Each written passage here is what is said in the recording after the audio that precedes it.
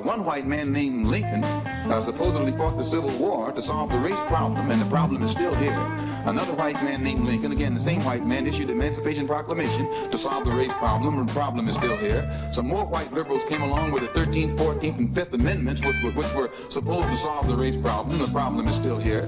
9 years ago, 9 more white liberals, so-called, came up with what they call a Supreme Court desegregation decision, and the problem is still here. And then another white man named Kennedy came along running for president and told Negroes what all he was going to do for them if they voted for him, and they voted for him 80%. He's been in office now for 3 years, and the problem is still here.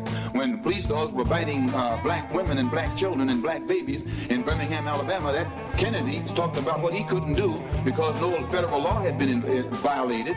And as soon as the Negroes exploded and began to protect themselves and got the best of the crackers in Birmingham, then Kennedy sent for the troops. And there was no, he didn't have any new law when he sent for the troops when the Negroes erupted that he had at the time when whites were erupting. So we are within our rights and with justice, with justification, when we express doubt concerning the ability of the white man to solve our problem, and also when we express doubt concerning his integrity, concerning his sincerity. Because you will have to confess that the problem has been around here for a long time, and whites have been saying the same thing about it for the past 100 years, and there's no nearer a solution today than there was 100 years ago.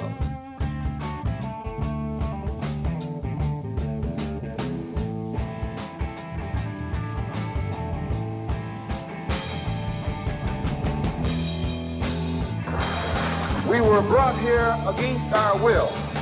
We were not brought here to be made citizens.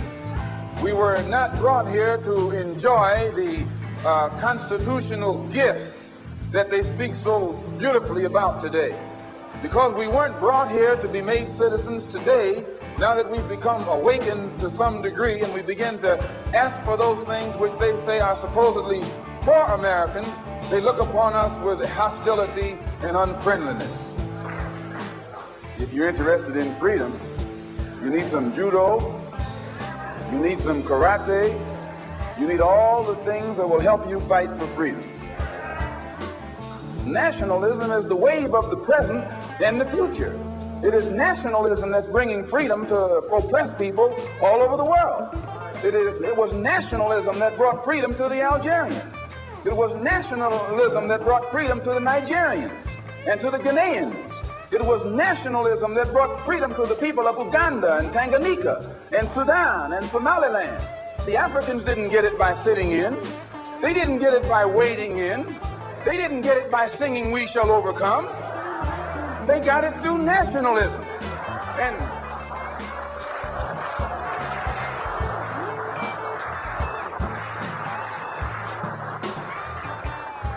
And you and I will get it through nationalism. What is it? What is it that makes it difficult for the philosophy of nationalism to spread among the so-called Negroes? Number one, they think they have a stake in America. They think they have an investment in this country, which we do.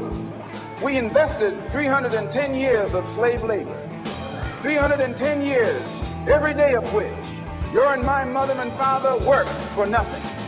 Not 8 hours a day. There was no union in that day. They worked from sun up until sundown, from can't see in the morning until can't see at night. They never had a day off. And on Sunday, they were allowed to sit down and sing about when they died, they wouldn't be slaves no more. When they died, they wouldn't be slaves no more. They'd go up in the sky, and every day would be Sunday. That's a shame. And it is that 310 years of slave labor that went in, that was my and your contribution into this particular economy and political system. They can give us the back pay. Let's join in. If this is what the Negro wants, let's join in. Let's show him how to struggle. Let's show him how to fight. Let's show him how to bring about a real revolution. Let's make him stop jiving.